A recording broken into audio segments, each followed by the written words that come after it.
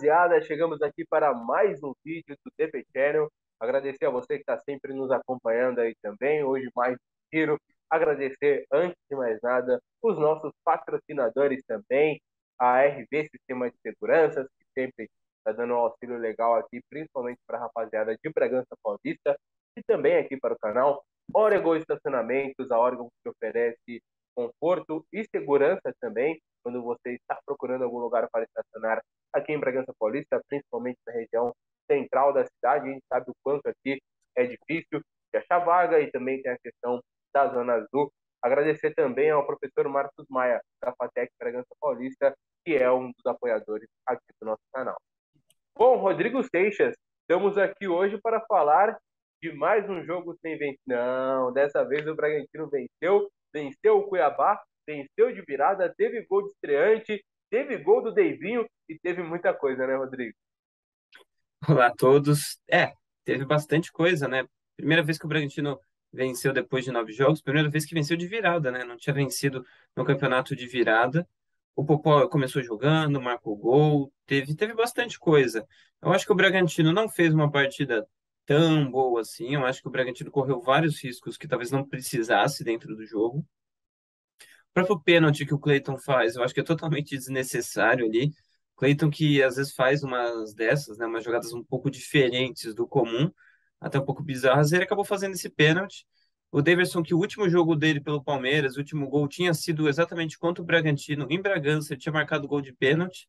Ele fez tudo de novo, só faltou ser expulso, né? Porque contra o Palmeiras, pelo Palmeiras ele foi expulso e até que quase foi, hein? Nesse jogo também pelo Cuiabá, ele chegou a brigar com o companheiro do próprio time ali e por pouco ali não foi expulso. Mas o Bragantino teve um pouco de dificuldade no jogo para ficar com a bola. Dava para ver um time um pouco ansioso e acho que às vezes errando um pouco mais do que o normal. Normal não, né? Um pouco mais do que deveria, porque o normal do time nos últimos 9 jogos até era errar bastante. Mas conseguiu se encaixar, se acertar no jogo. Acho que o Aderlan fez um jogo muito bom, o Evangelista também. E o Arthur voltou a fazer gol, né? Eu acho que o goleiro do Cuiabá falhou nos dois lances, nos dois gols do Bragantino. O Popó, eu acho até que ele errou o cabeceio e acabou ajeitando para ele mesmo fazer o gol. Foi uma jogada um pouco estranha ali, eu acho que ele até errou o cabeceio. E depois ali o Arthur fazendo gol de direita, né? Um chute que nem foi assim tão bom. O goleiro acabou aceitando, a bola passou por baixo. O Bragantino não fez a melhor partida de todas, mas estava precisando ganhar. Acho que foi importante ganhar de um adversário que está embaixo da tabela no jogo em casa, então ia precisar ganhar esse jogo, não tinha muito outro resultado e conseguiu. Você citou alguns pontos aí da partida. Bom, começando pelo pênalti do Cleiton. Ele foi afobado, foi pênalti, claramente foi pênalti ali no André Luiz. Lembrando que o André Luiz, ele estava praticamente acertado com o Braga lá em 2019, quando começou a parceria, e aí o jogador não quis ir ao Bragantino, né? Já estava quase tudo certo, e valeu a última palavra dele, ele não quis. Eu sempre lembro desse ponto, ele era jogador do Corinthians na época, o Corinthians queria negociá-lo, vi bons valores, né, nesse Cuiabá. E até falando para o Bragantino em si, né, Thiago Escuro, olha, tem jogadores aí que podem se encaixar também no Bragantino. O Camilo tem apenas 23 anos, bom volante, ele pertence ao Lyon, está emprestado, né, ao Cuiabá, está na Ponte Preta. O PP, que foi revelado pelo Flamengo, tem só 24 anos e é um meio-campista, né, uma posição que o Bragantino está precisando, até porque ainda está nessa incerteza se vai adquirir ou não o Johan. Que o BP é um jogador mais jovem que o Johan, e que talvez esteja vivendo um momento até um pouco melhor. Um jogador que começou no banco de reservas, mas é bom também, que eu anotei aqui, é o João Lucas. Outro jogador revelado pelo Palmeiras, pelo Flamengo, perdão, ele que é lateral, está contratado pelo Cuiabá e é um jogador também muito jovem, de apenas 24 anos, então bons valores aí para o Bragantino. Mas sobre os gols, realmente, né? Dois gols aí que contaram aí com a ajuda em muito do João Carlos, do goleirão adversário. O primeiro ele rebateu ali, a bola sobrou no Popó, que estava bem posicionado, centroavante é isso, né? E esse é o lado bom de jogar com um cara de ofício, não um cara improvisado, ele se apresenta muito e tem boas oportunidades. O Popó teve duas grandes chances no jogo, uma ele fez, outra ele acabou desperdiçando o primeiro gol dele com a camisa do Braga. E ele até falou, viu, Rodrigo, que a intenção mesmo era cabecear. só que a bola acabou vindo um pouco mais baixo e ele percebeu que ia ficar difícil para fazer o cabeceio. Aí ele só deixou bater para ela cair e acabou dando certo ali a estratégia e o feeling da hora do Popó. E o gol do Arthur acabou sendo um gol bonito pela jogada, né? A tabela altinha ali dele com o Lucas Evangelista, mas o goleirão também aceitou. O Bragantino não tem nada a ver com isso, acabou indo lá e vencendo o Cuiabá, time que venceu o Bragantino na final do Campeonato Brasileiro de Aspirantes sub-23. Inclusive o Gustavo Nescau, que marcou 2 gols naquela final, entrou no segundo tempo também. É outro jogador jovem aí, nem tão jovem, né? Pra, tem 23 anos, mas é um jogador jovem também. Assim como, sei lá, eles têm vários jogadores com passagens, né? O próprio Daverson, o Alain Imperior. Tem também o Jonathan Cafu na reserva do time do Cuiabá. Então eles têm vários jogadores que passaram por times aqui de perto, famosos, e então é um time com bastante jogadores conhecidos. E o próprio Popó, eu acho que mostra bem o como ele ainda está se adaptando a jogar a Série A, mas ele sabe bem se posicionar, né? Tanto que ele costuma ter bastante chance dentro dos jogos, né? Contra o Inter ele teve uma boa chance. Ontem, ontem não, na quarta-feira, apesar do gol que ele fez, ele também perdeu um gol muito na cara ali. Ele poderia ter feito um outro gol ali, uma bola que o Arthur entrega para ele com o gol quase que vazio ali, ele perde, ele erra o chute. Então, é um jogador que tem algumas dificuldades, tem algumas coisas que ele ainda está aprendendo, se adaptando, mas é um cara que se posiciona muito bem, né? Ele consegue pegar muitos lances em que ele está livre, em que ele tem uma boa chance de finalizar e criar alguma coisa. Então, acho que esse é um início promissor dele, mas que ele ainda vai ter que evoluir em bastante pontos, vai. E uma coisa que o Barbieri falou, que eu não sei se, pelo menos eu não concordo com ele, foi que a gente da imprensa às vezes faz crítica sem saber muito bem do que a gente está vendo. Como ele falou que o time do Cuiabá vinha jogando com 3 zagueiros e passou a jogar com linha de 4 nesse jogo. Bom, eu sabia disso, eu estava acompanhando alguns jogos do Cuiabá. Eu sabia que o time vinha com 3 zagueiros e mudou para o 4-4-2. Por exemplo, o Valdívia era um cara que não se imaginava que ele pudesse começar o jogo. E outra coisa foi em relação ao Popó também. Ele falou que às vezes a gente falava do Popó sem conhecer tanto. Então, a gente talvez não conheça tanto ou não fique tanto quanto eles conhecem, mas a gente sabe mais ou menos quem é o jogador, a gente consegue acompanhar os outros times também que não sejam o Bragantino. Então, algumas coisas a gente sabe também. Por mais que eles trabalhem estudando o time a semana inteira, a gente sabia que o time do Cuiabá jogava com 3 zagueiros, mudou, então atrapalha um pouco a estratégia inicial do Barbieri para o jogo. E eu acabo. Me pega muito, sabe, Rodrigo, essa coisa da entrevista coletiva do Barbieri. Eu sempre procuro absorver muito bem, assim, e pegar as entrelinhas e tudo mais. E não só do Barbieri, né? Os técnicos, eles têm um pouco essa mania, né? Eles têm que entender que são dois lados diferentes, mas que ambos trabalham com futebol. Então, ambos se preparam para estar fazendo o que fazem, né? E é o caso. O Popó, a gente não conhece a adaptação do Popó no Bragantino, até porque o Bragantino não abre os treinamentos, né? Não abre mesmo. Quando abre é o aquecimento, e não dá para observar nada nessa questão de adaptação do jogador. Então, ele acaba, não sei, falando para quem. Ele fala isso para nós, não é realmente, né? Por conta dessa questão. O Popó antes do Bragantino, a gente conhecia tanto quanto o Barbieri, né? O Popó da Copinha, o Popó que estava bem na Série D jogando pelo Oeste. Então, não fica muito legal ele falar esse tipo de coisa, né? Assim como outros treinadores, tem opiniões recentes aí também, acabaram não sendo muito bem aí, né? As coisas que estão dizendo, mas enfim, é só um apontamento também.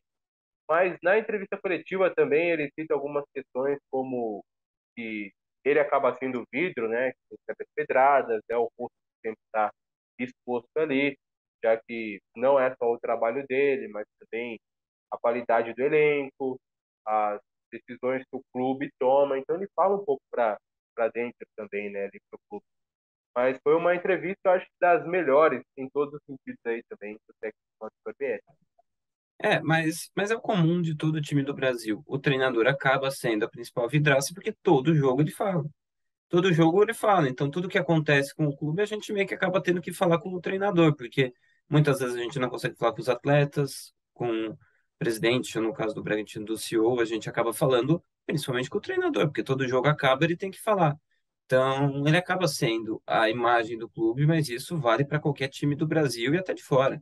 Então, os treinadores, eles acabam falando pelo clube, às vezes até de assuntos que fogem do futebol. Sei lá, o técnico Thomas Tuchel no Chelsea vivia falando sobre a relação da Inglaterra e da Rússia, porque o presidente do clube era russo, porque ele tem ele era o técnico, então ele acabava falando, isso é normal e o técnico sofre com isso também, é uma parte do trabalho, eu vejo que é uma parte do trabalho também representar o clube em coletivas, em alguns outros momentos. E ele sofre igual qualquer técnico do Brasil sofre, ele é criticado, ele é o trabalho dele é visto por todo mundo e as pessoas vão opinar, porque é o trabalho do treinador que o brasileiro sempre falou. Às vezes com razão, às vezes sem razão, mas é o trabalho que acaba sendo visto por todo mundo. E ele está até que bastante tempo, ele já deu para ele entender bem, já deu para ele ver bastante. Então ele é um cara que já entendeu bem isso e, claro, nunca é ele sozinho que ganha, que perde, que empata. Mas normalmente é ele que fala porque é ele que está nas coletivas. Bom, o Bragantino voltou a vencer depois de 9 jogos, né? No 10º jogo conseguiu sair atrás ainda do placar, como mencionamos aqui, gerou uma tensão, mas conseguiu com a ajuda do goleiro adversário vencer o Cuiabá, gente. Também legal, venceu. Legal no segundo tempo, alguns jogadores destacaram. O Aderlan jogou bem, né? O Aderlan que não tinha jogado bem, bem. Infelizmente acabou tomando o terceiro amarelo, não estará com a coletiva. Aliás, vamos falar bastante sobre isso também, mas pro final do vídeo, porque ele não tem lateral direito de ofício no elenco profissional para esse jogo, contra o Coxa. Mas o Bragantino venceu depois de 9 jogos, mas venceu o Cuiabá, que é um time que está ali na zona de rebaixamento. Não venceu nenhum grande adversário também. E não foi uma partida soberana do Bragantino. No primeiro tempo, o Bragantino teve muita dificuldade e foi muito mal também. Há de se pontuar. Durante a semana, quem deu a entrevista coletiva foi o Thiago Escuro, diretor executivo do Bragantino. E ele, claro, foi perguntado sobre o técnico Maurício Barbieri e a continuidade do Barbieri no comando do Braga. E ele disse que tudo isso será avaliado no fim do ano. Essa vitória, Rodrigo, o que o time apresentou, isso muda sobre as críticas ao Barbieri, sobre uma possível avaliação de continuidade ou não? O que você acha? O Bragantino deve correr atrás de uma renovação ou não consegue? Eu acho que de fora para dentro pode mudar, porque o time ganhou, então tá mais tranquilo. Mas acho que de dentro para fora não deveria mudar, porque você também não pode pensar só nesse jogo, assim, você tem que pensar em tudo, né? Todo o trabalho do dia a dia, os treinamentos que ele faz, como ele consegue evoluir os jogadores que ele tem, como ele consegue se relacionar com eles, né? Todos os trabalhos que um técnico tem no dia a dia. E eu acho que o clube realmente não tem essa convicção no momento, porque se tivesse, eu acho que já tinha renovado. O Bragantino é um clube que pensa a longo prazo. E você acha que se tivesse ele na cabeça assim de ele vai ser o técnico para a próxima temporada, eu acho que já teria renovado. Eu acho que pode até acontecer de ele renovar e continuar, mas eu acho que o clube está avaliando outras possibilidades e se pode ter um resultado melhor com outro técnico. Porque eu acho que o Barbieri teve ótimos momentos, ele fez muito por esse clube, mas em alguns momentos parece que ele não tem ideias novas, não tem. Aparenta um pouco de desgaste no trabalho. Não sei se no dia a dia os jogadores não gostam dele, sim. Acho que não é nenhum caso. Mas acho que talvez chegue um momento em que falte um pouco mais de ideias, né? Às vezes a gente tem técnicos que chegam nesses momentos em alguns clubes. O próprio Tite, no Corinthians, em 2013, era um técnico que se mostrava esgotado dentro daquele próprio elenco do Corinthians, né? Daí ele sai do Corinthians, depois ele volta e ainda é campeão brasileiro. Então, acho que talvez tenha acontecido um pouco disso com o Barbieri e talvez a troca dele possa ser interessante. Claro que se você tiver um bom nome, se você tiver uma boa estratégia quanto treinador, né? Trocar por trocar e trazer um que seja pior, daí não faz sentido. Você já consegue pensar em algum nome assim? É claro que a gente não está tratando aqui sobre a nossa opinião, é sobre uma possibilidade, uma possível saída do técnico Maurício Barbieri. Mas em uma possível saída, você imagina um nome? Talvez o Fábio, o Arthur, ou não, nenhum desses dois? Procuraria um treinador, tipo o PKSS, ou alguém desse nível? De brasileiro que não está no Bragantino, acho que talvez o único nome que tem um pouco cara de Red Bull é o Thiago Nunes. Não vejo outro técnico no mercado aí que tenha muito cara de Red Bull. Daí fora Não me tem agrada. vários, né? Tem os portugueses, tem os argentinos, daí você pode trazer eles. ou então você realmente aposta no Fábio, né? O Fábio fez um bom trabalho no Sub-23, é um cara que já tem um tempo de base indo bem, mas nunca pegou um time profissional por muito tempo, né? Então, por mais que os trabalhos do Aspirantes conte como profissional, ele ainda pegou um elenco de sub-20, né? Praticamente o time do Aspirantes do Bragantino era um time com elenco de sub-20. Então, acho que hoje, o mais próximo assim que a gente consegue ver seria o Fábio assumindo. A não ser que o clube vá atrás de algum outro técnico e traga assim, porque eu não vejo nomes aí no mercado de jovens treinadores que tenham muito cara da Red Bull, que tenham um, pelo menos um pouco de experiência em Série A, né? Porque daí o Bragantino teria que trazer um técnico que até tem cara do clube, mas um cara que joga, sei lá, Série B, Série C, outros campeonatos e não Série A. Até porque não tem um nome emergente, assim, técnico novo. Talvez o mais novo e mais promissor é mesmo o técnico Márcio Barbieri, né? Se a gente for pensar. Tipo assim, o Rogério Ceni também, né? Mas o Barbieri é um técnico novo aí que está despontando, porque eu pensei em um perfil semelhante, por exemplo, a do Nagelsmann, né? O Julian que começou lá no Hoffenheim, muito novo. Até esses dias eu vi uma foto dele com o Curani, ele mó jovenzinho treinando o time, o Curani já velhaço, né, jogando. O Curani que é brasileiro, alemão, que jogou até Copa de tudo mais. E não tem um perfil semelhante a esse, né, Rodrigo, do futebol brasileiro. Não, não tem, que nem o Nagelsmann tem 35 anos. Ele por muito tempo treinou jogadores mais velhos do que ele, né? Acho que até hoje você pegar o elenco deve ter alguns outros. Por exemplo, o Lewandowski é mais velho que ele. Então, é curioso como você tem a Red Bull apostando muito em jovens técnicos e fazendo bons trabalhos, né? Porque você tem ele que era do Leipzig não, do Salzburg, né? Então você pega técnicos e vai, ao mesmo tempo que você cria jogadores, né, entre aspas, você pega jogadores de base, a Red Bull faz isso principalmente na Europa com treinadores também. E pensando nisso, seria o caminho do Fábio Matias assumir o time. O Fábio Matias é até mais velho que o Nagelsmann. Talvez no Bayern, o Neuer, né? O Neuer deve ter ali uns 36, ou tem a mesma idade ou é mais velho do que eu. Porque o Bayern tem um O, time novo. o Neuer é mais velho. Porque o Miller, ele é experiente, né? O Miller não chega a ser um jogador já velho. Tem 30, 33, deve estar por ali, né? Mas 33 enfim, o Miller. já mudamos bastante de assunto aqui também. E bom, o Bragantino que teve alguns destaques nesse jogo, né? Falamos um pouco aqui do Popó. E acho que o Popó é o titular ali da posição, né, Rodrigo? Tem o João Hurtado, tá lesionado ainda. E mesmo se tivesse à disposição, acho que o Popó estaria à frente dele hoje, não sei. O Gabriel Novaes também tem condições de jogo. O Alejandro também está no departamento médico, então exclui três. Atualmente ele tem o Popó e o Guilherme Santos. O Guilherme subiu, ainda não entrou, né, em nenhum jogo, gosto muito, mas deve estar nesse processo de adaptação.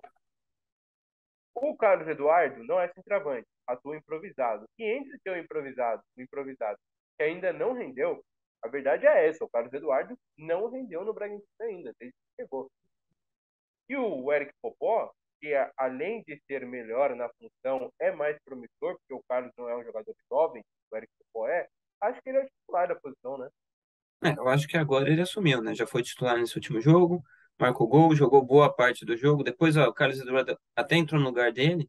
Mas como o Carlos ele gosta porque ele tem a velocidade, faz mais sentido botar ele no segundo tempo, né? Do que começar jogando com ele e depois botar o Popó.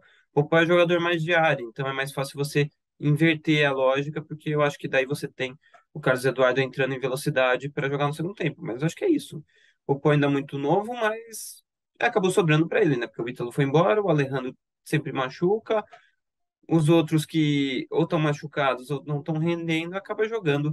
Mesmo o Popó, que já marcou gol, acho que ele é um jogador que se apresenta bastante, então as jogadas com ele acontece alguma coisa, a bola chega no pé dele, não morre ali, como às vezes acontece com o Hurtado, né? A bola chegava nele e a jogada morria ali. Com o Popó ainda vira alguma coisa, um passe mais para frente, uma finalização, mesmo que seja para fora, mas vira alguma coisa, né? Então acho que ele tem ganhado essa posição um pouco também por falta de opção, mas ele tem assumido e acho que talvez agora, principalmente depois desse jogo, ele vire o titular da posição. Bom, vamos falar do Aderlan um pouquinho também, porque assim, eu sempre dei aqui a minha opinião de que acho ainda, né? Não se achava, ainda acho que o Andrés Hurtado é mais completo nas características, tecnicamente falando, e é bem promissor, inclusive. Você vê que ele era titular do Del Valle, e o Del Valle deu uma surra no São Paulo na final da Copa Sul-Americana. E jogador de seleção equatoriana e tudo mais. Mas nessa última partida eu tenho que render meus elogios ao Aderlan pelo que ele acabou jogando, né? Que foi a cara assim, de um Bragantino diferente na segunda etapa. O cara que atuou bastante, participou da jogada de gol do primeiro gol, deu um passe para o Arthur também que fazia o outro gol. Enfim. E ele que recebeu o terceiro cartão amarelo não estará na partida contra o Coxa. O técnico Maurício Barbieri que também não tem o André, está machucado.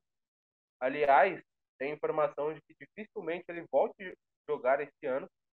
Não deve voltar a jogar este ano, o equatoriano André Resultado.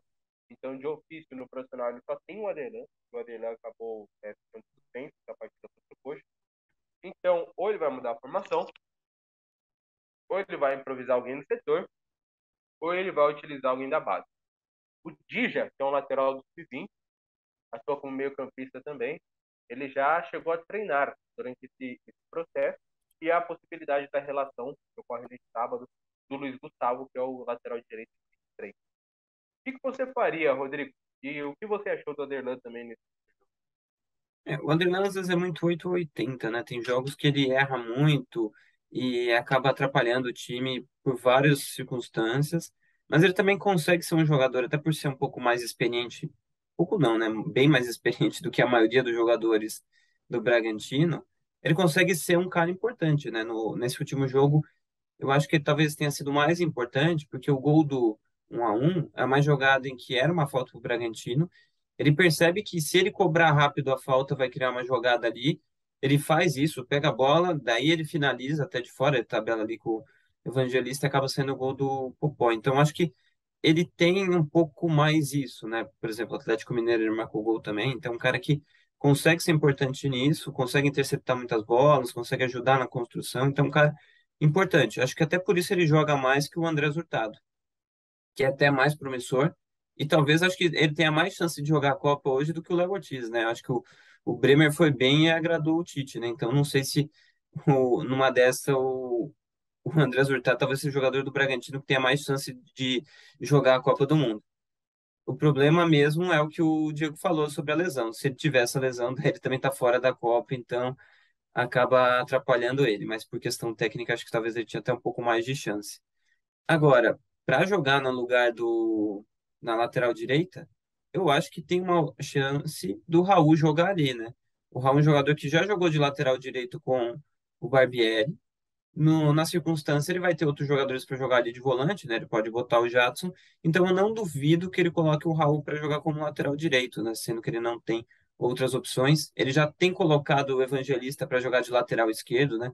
Ele já jogou nos dois últimos jogos como lateral esquerdo, no final do jogo contra o Cuiabá e na metade para o fim do jogo contra o Flamengo, né? Ali tinha um jogador expulso.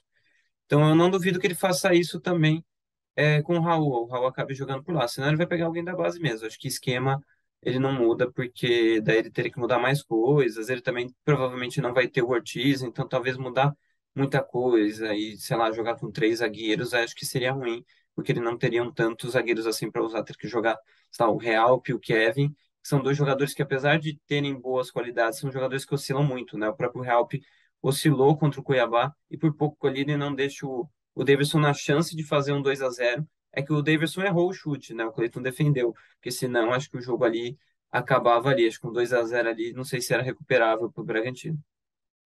E eu nem entendi o porquê da escalação do Léo Real, esse jogador que até jogou pelo 23, né? Pelo aspirante, e o que dava a entender muito, assim, muito mesmo, que Kevin Lomônaco era o principal, o terceiro homem da zaga ali, né? O substituto natural, ou do Natan, ou do Léo Ortiz.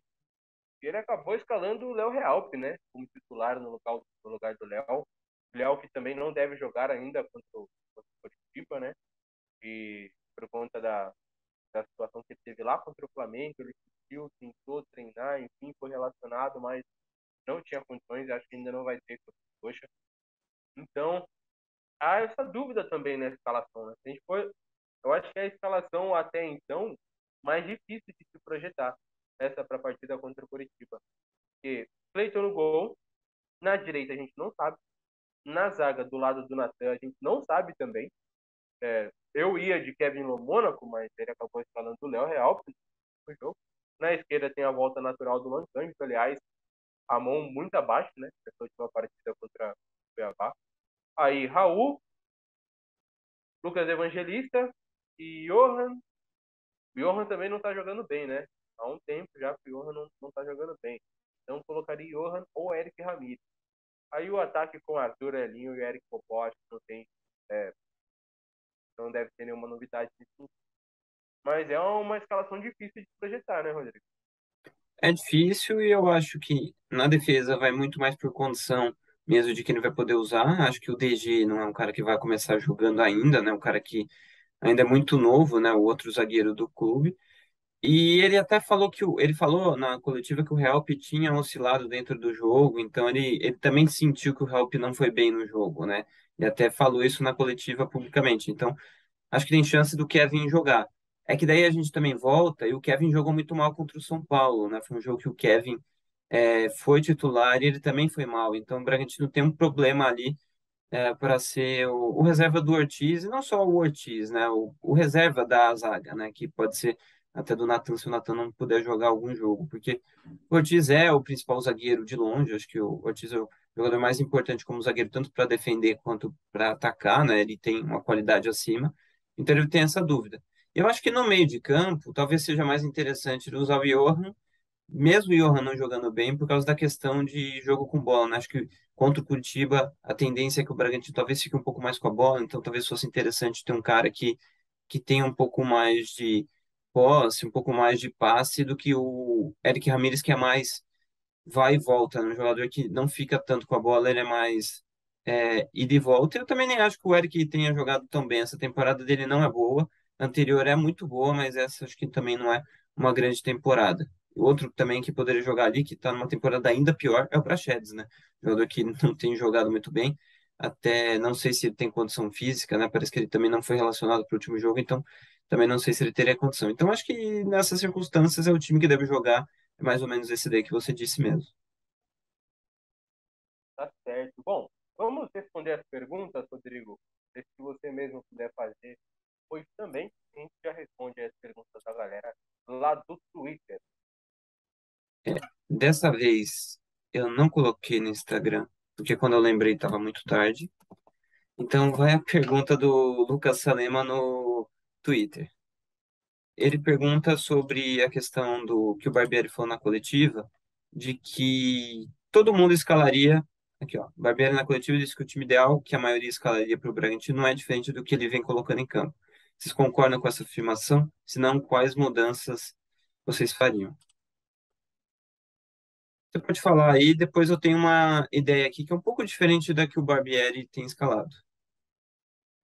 Ele citou que a escalação ideal dele não é a escalação ideal da Não é maioria. diferente do que a maioria das pessoas faria. Eu acho que não. A escalação ideal do Bragantino hoje, eu acho que é essa mesmo. Um... É que aí cada um tem as suas preferências, né? A minha escalação ideal do Bragantino. Aí, contando com os jogadores que estão lesionados nesse momento.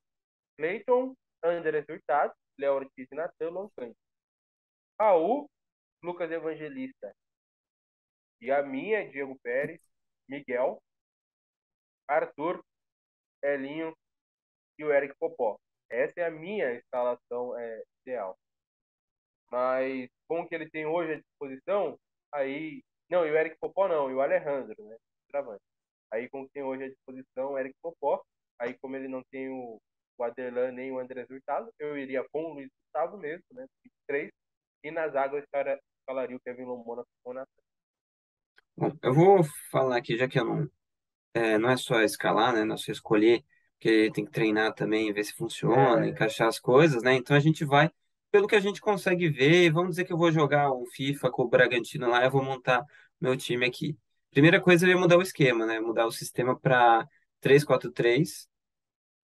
Por mais que o Bragantino tenha esse problema com outro zagueiro, eu iria com o Kevin, o Léo Ortiz, o Natan. O goleiro ia ser o Cleiton, Ou o Lucão, né? Eu pensaria um pouco se não valeria a pena tentar o Lucão, por mais que o Cleiton consiga fazer jogos como fez contra o Flamengo, ele também faz pênaltis como faz contra o Cuiabá, então é um perigo, assim, às vezes, para um jogo que está tranquilo, ele faz alguma coisa que consiga atrapalhar o jogo. Mas aí iria com três zagueiros. Na direita, pensando que eu tenho todo mundo. Andrés Hurtado, que é um cara que tem bastante subida ali pelo lado, né? Ele como ala meia direita. Dois volantes, o Lucas Evangelista e o Raul. Na esquerda, o Luan Cândido, que também já é melhor para atacar do que para defender. Então, com três zagueiros, você teria um pouco mais de cobertura para ele. E na frente, três atacantes um pouco mais próximos. Eu iria de Arthur, Alejandro e Alinho, ou talvez, dependendo do jogo, o Johan ali no lugar do Alinho, mas a ideia seria mais ou menos essa, para tentar aproveitar um pouco mais o que o time tem. Só que daí o time ia ter que ser bem veloz para marcar um pé de pressiona quando perdesse a bola, ia ter que saber usar melhor o lado do campo, ia ter que ter um treinamento, né, se fosse um jogo para valer, assim, né, se fosse o técnico de verdade do clube. Então, eu acho que eu teria essa mudança, não muito mais por nomes, mas muito mais por um sistema que eu acho que talvez encaixasse melhor nesse time. Mas, no final das contas, ele fala que ele testa muitos jogadores e que deu oportunidade para muitos deles e que alguns não foram bem. Isso até acho que é verdade, né? Ele tentou muitos jogadores que não foram bem, como o Sorriso, o Praxedes e outros jogadores, né?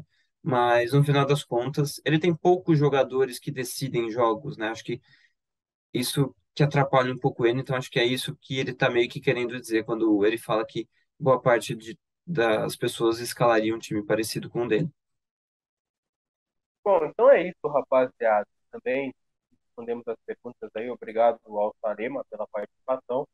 Filtramos e fizemos essa porque o Rodrigo estava doido para escalar o Bragantino do jeito dele, né? Então a gente acabou pegando essa pergunta do Lucas Salema. E participe conosco também, né? Em nossas redes sociais, tanto no meu Twitter, do Rodrigo, quanto também lá no nosso Instagram, participando e mandando as suas perguntas também. E as enquetes que a gente tem feito lá nos stories também, do DP, underline, channel, que é legal porque a gente tem uma feedback legal aí da torcida, que eles estão achando sobre o Bragantino. E bom, ainda sobre o Bragantino como um todo, vamos falar de base aqui no canal, porque tem entrevista dada com Arthur Tiro, ele que é técnico do Sub-20 do Bragantino, e ele que tem uma carreira já muito consolidada na base, do trabalho principalmente que fez no Palmeiras, né? Ele chegou no Palmeiras em 2013 e ficou lá até 2020, né? Então, ele tem uma passagem grande. Ele treinou o Endrick, por exemplo, eles foram campeões juntos, jogaram um campeonato mundial juntos, então é um técnico que tem uma passagem grande em base e passou e teve vários jogadores importantes, principalmente do Palmeiras, né?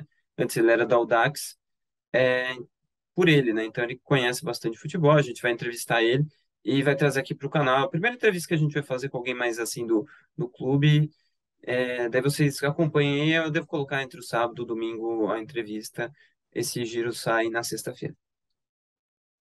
Beleza. É isso, rapaziada. Valeu por acompanhar até o final. Mais um vídeo, mais um giro aqui do DP Channel.